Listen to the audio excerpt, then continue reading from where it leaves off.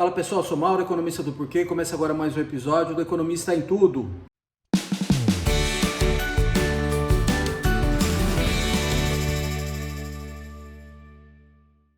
Para você que está chegando por aqui, eu convido a se inscrever no nosso canal e ligar o sino para receber as notificações. Toda semana de 3 a 4 vídeos novos. Também é dar uma olhada no nosso site www.porquê.com.br, que tem bastante conteúdo escrito lá. Hoje nós vamos falar de Copom. Copom é o Comitê de Política Monetária do Banco Central, que se reuniu na semana passada para decidir o que fazer com a taxa Selic, que é a taxa de juros básica da economia. E aí a gente está vindo num processo de queda na Selic, e pela quarta vez consecutiva o Banco Central derrubou a Selic em meio ponto percentual. Então a Selic vai terminar o ano em 11,75. Bom, ela está em trajetória de queda, mas o que o Banco Central vem dizendo, isso já está no comunicado anterior, é que essas quedas elas não vão ser tão rápidas. Tá? Então, apesar de ser meio ponto é uma coisa significativa. Ela não é tão rápida quanto ela subiu. Então a Selic, ela veio desde 2 anos atrás, ela vem subindo de maneira agressiva. Ela saiu lá de 2, o Banco Central veio subindo, ela veio de elevador.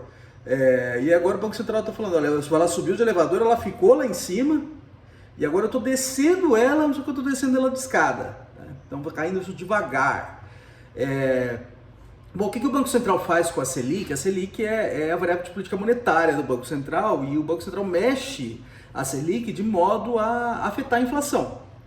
Então, se a inflação está alta, o Banco Central vai lá e sobe a taxa Selic. Isso dá uma esfriada na economia. Esfriando a economia dificulta a tarefa de quem está mudando o preço. E aí os preços eles sobem menos, isso ajuda a controlar a inflação. Então, quando a inflação está alta, o Banco Central vai lá e sobe a Selic. O que a gente viu em 2021 e 2022, principalmente, é a inflação disparando e no mundo inteiro. O Banco Central reagiu a isso puxando a taxa de Selic para cima, e puxou de maneira muito agressiva. Então ela subiu muito rapidamente, aí chegou num ponto que o Banco Central falou assim, olha, isso foi ainda em 2023, Olha, a gente já subiu bastante, vamos manter. Então manteve a taxa Selic ali naquele patamar. A inflação, ela reagiu a isso, não só a isso, outros fatores, mas a inflação ela caiu bastante. E ela caiu a tal ponto que esse ano, depois de 2 furos na meta de inflação, o Banco Central vai cumprir a meta de inflação.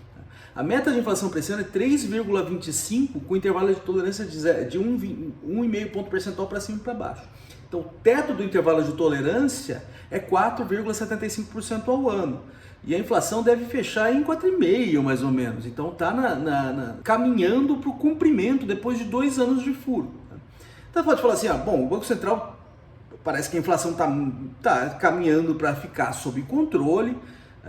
Começou um processo de queda na taxa de juros, a inflação não está assim disparando por causa disso, a coisa parece estar indo no caminho certo. Por que não acelerar? Ponto de acelerar aqui, acelerar ou não, acho que é uma coisa relevante da gente pensar onde deveria estar a Selic no longo prazo. Isso a gente não sabe, é uma variável que a gente não sabe, uma variável não observada, a taxa de juros de longo prazo da economia. Mas o Banco Central entende que hoje, apesar de ela ter caído, ela ainda permanece alta em relação ao longo prazo. Então o Banco Central comenta que ela ainda está num terreno contracionista no sentido que ela está mais alta que no longo prazo, então ela está atuando para comprimir a atividade econômica. Então ainda que ele esteja caindo a taxa de juros, ela ainda está sendo mantida num território alto. Então ele não está acelerando e mantendo a taxa de juros, a Selic, num território relativamente alto ou de longo prazo. E deve manter aí durante um tempo. Não está muito claro quanto tempo, mas assim, nos próximos meses aí deve manter a taxa Selic nesse patamar e não deve acelerar o ritmo, vai continuar a cair a 0,5 ponto percentual, isso pelo menos nas próximas reuniões, pelo menos que ele está sinalizando. Então o que o Banco Central está olhando? O Banco Central está olhando basicamente as expectativas. Então, por que expectativas são relevantes? E elas estão no cerne do sistema de metas de inflação do Banco Central. O sistema de metas de inflação, para funcionar, ele precisa ter credibilidade. Então o Banco Central anuncia, ou ele recebe a missão de perseguir aquela meta. Então os agentes meio que se coordenam na hora de mudar preço para que esteja mais ou menos ali naquela região da meta, no centro da meta principalmente. Então quem está mudando o preço hoje, então tem muito preço na economia que é rígido. Rígido no sentido que ele muda hoje e deve ficar parado durante um tempo. Ele vai mudar depois de alguns meses. Quem está fazendo reajuste hoje não sabe a inflação no futuro. Então faz com base em expectativa. Não quer que o aumento que ele vai fazer seja muito alto, senão o preço do produto fica muito alto em relação aos outros. Também não quer fazer um reajuste muito baixo, senão o preço fica defasado, a inflação vai comendo esse reajuste que ele fez, aí só vai poder mudar depois de um tempo. Então tem que fazer uma coisa que seja mais ou menos em linha com o que vai ser a inflação. Não sabe direito quanto vai ser a inflação. Mas se você tem um norte que é dado pelo Banco Central, e esse norte tem credibilidade, os reajustes tendem a se coordenar naquela direção. E isso faz com que você controle a própria inflação, porque esses reajustes hoje, eles compõem a própria inflação. Então, com isso, é uma coisa quase que milagrosa. Com um anúncio, se ele tiver credibilidade, você consegue controlar a inflação de fato. Então, você precisa, para que o sistema de metas de inflação ele pare de pé, você precisa que essa meta tenha credibilidade. E nos últimos anos, o que a gente observou com esses furos da meta, 2 anos de furos de meta, isso aí cria uma ameaça à credibilidade do que o Banco Central está dizendo. As pessoas começam a olhar, olha, 2 anos já, será que isso aí está valendo alguma coisa? Então isso aí cria uma ameaça ao próprio sistema e a capacidade do Banco Central controlar a inflação com base nesses anúncios. O que o Banco Central diz, olha, as expectativas hoje elas estão parcialmente desancoradas, porque elas não estão em linha com a meta. Por quê? Porque hoje a gente olha para 2024 e 2025, qual que é a meta de inflação do Banco Central em 2024 e 2025? Ela é 3. O centro da meta é 3, com 1,5 de tolerância para cima e para baixo. A gente nem começou o ano de 2024 ainda, e o de 2025 nem se fala. Tá?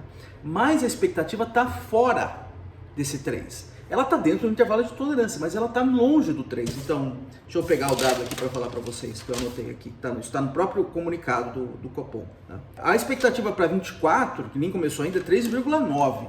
Tá? O teto do intervalo de tolerância é 4,5, então está dentro.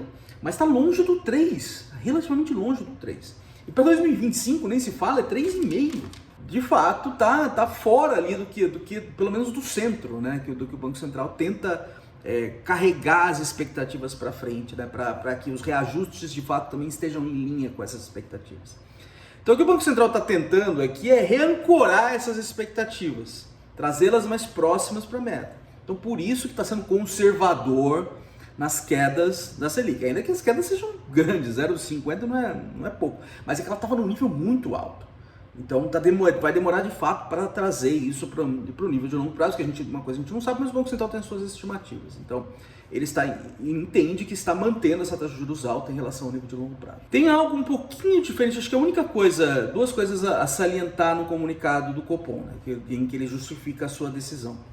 A primeira coisa é, de novo, o Banco Central está batendo o pé nessa questão do lado fiscal, tá? Do lado das contas públicas, que é a importância de perseguir a meta fiscal. Então, o governo anunciou aí no meio do ano o seu pacote fiscal, né, que é o tal do arcabouço, para tentar colocar as contas públicas nos trilhos, e aí tem as metas de economia, né?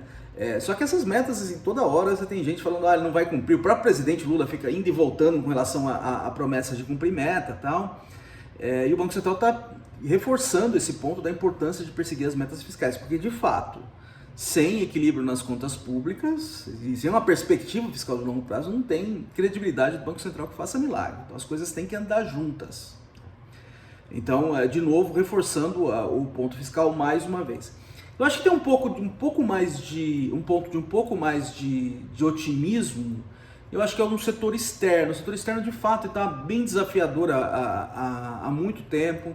A inflação que aconteceu no Brasil não é um fenômeno local, é um fenômeno global. Então, você tem os bancos centrais de países desenvolvidos também com processos um pouco mais atrasados, né, de subida nas taxas de juros deles. Isso aí dificulta a tarefa do Banco Central em baixar a sua taxa de juros. A taxa de juros externa está muito alta.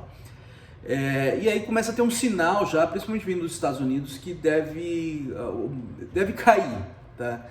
Já sinalizando que o processo encerrou e a gente pode esperar em algum ponto, no futuro mais próximo, aí, um processo de queda na taxa de juros americana. Então isso deve facilitar a vida do Banco Central e vamos ver se isso afeta a decisão de manter a taxa de juros, o ritmo de queda dessa forma que o Banco Central está falando, ou se vai acelerar em função dessas notícias que estão vindo do front externo.